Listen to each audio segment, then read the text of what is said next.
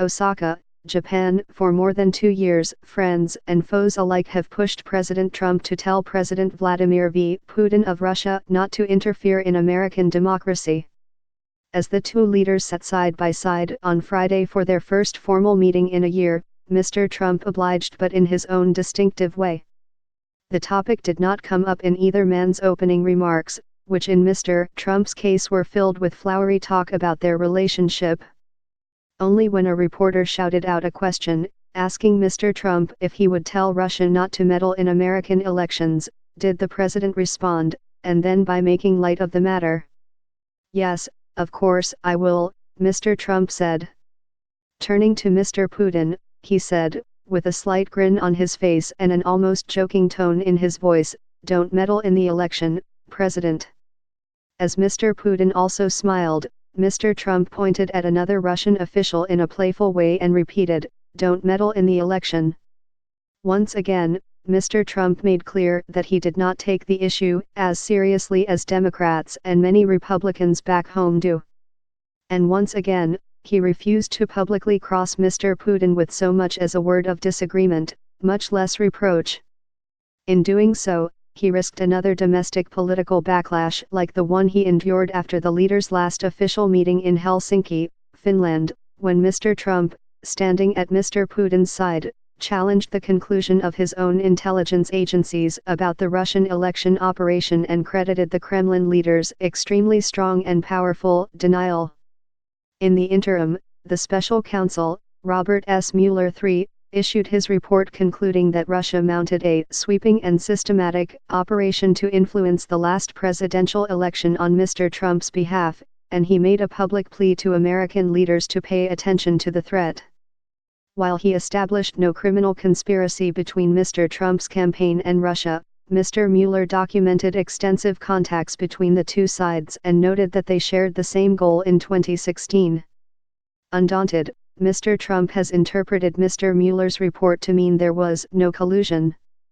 In several recent instances, he even insisted that the special counsel's investigation found that his campaign had rebuffed the Russians, which in the main it did not. The president stirred outrage even among Republicans by saying, "I'd take it if Russia again offered incriminating information about an election opponent," and he scoffed at the idea of calling the FBI about such an approach, before switching gears and saying that he would inform the authorities. Mr. Trump hoped that the release of Mr. Mueller's report would allow him to finally put the issue behind him and focus on improving ties with Russia. He sees the relentless talk about the 2016 campaign as an unfair, partisan scheme to undermine his legitimacy, and he argues that, regardless of what happened 3 years ago, it is in the interest of the United States to have a more productive, less hostile relationship with Moscow. Mr. Trump's encounter with Mr. Putin in Osaka, Japan, at the annual Group of 20 summit meeting, was his first opportunity to recalibrate the relationship. The two seemed in good spirits, strolling into the summit photo session together, their arms nearly touching as they chatted amiably. During their later meeting, they shook hands, smiled and seemed to joke about the pulsing throng of journalists who were allowed in the room for less than 5 minutes. "It's a great honor to be with President Putin," Mr. Trump said. "We've had great meetings," he added. "We have had a very, very good relationship. And we look forward to spending some pretty good time together. A lot of very positive things going to come out of the relationship." Mr. Putin was friendly but more restrained in his comments, saying that they would discuss trade, disarmament and other issues. "All this will be built on a very good relationship that will be between us," he said. "I think that the results of this meeting will be excellent." Mr. Trump likewise said he wanted to discuss arms control and trade. Mr. Trump, who has withdrawn the United States from the Intermediate Range Nuclear Forces Treaty of 1987, and whose National Security Advisor has signaled that he would not extend the New START treaty signed with Russia in 2010, has been interested in negotiating a three-way arms pact with Russia and China. Mr. Putin has not ruled out such an accord, but he has noted that China has only a fraction of the nuclear weapons that the United States and Russia have. The written summary of the leaders' meeting issued by the White House indicated, without elaborating, that they had talked about that as well as Iran, Syria, Venezuela, and Ukraine. The summary made no mention of election interference, nor did it say anything about 2 Americans who have been arrested by the Russian authorities on disputed charges.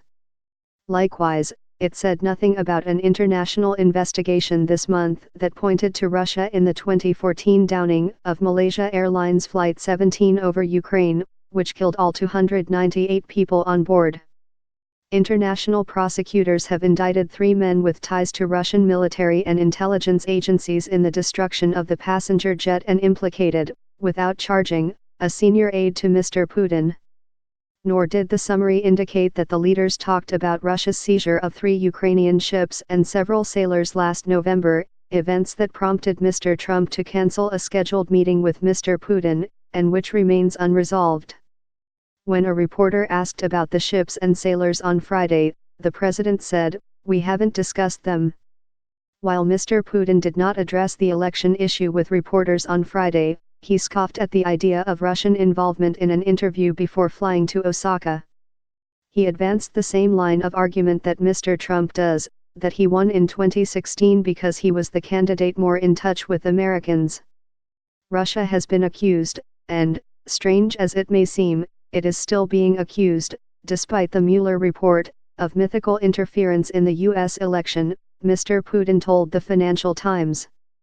What happened in reality?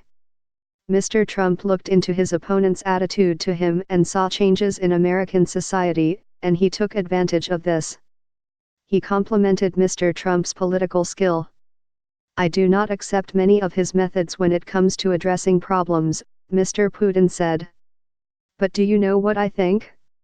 I think that he is a talented person. He knows very well what his voters expect from him." But Mr. Putin made clear he was frustrated that Mr. Trump had not agreed to extend the New START treaty. "They keep silent, while the treaty expires in 2021, he said. "If we do not begin talks now, it would be over because there would be no time even for formalities."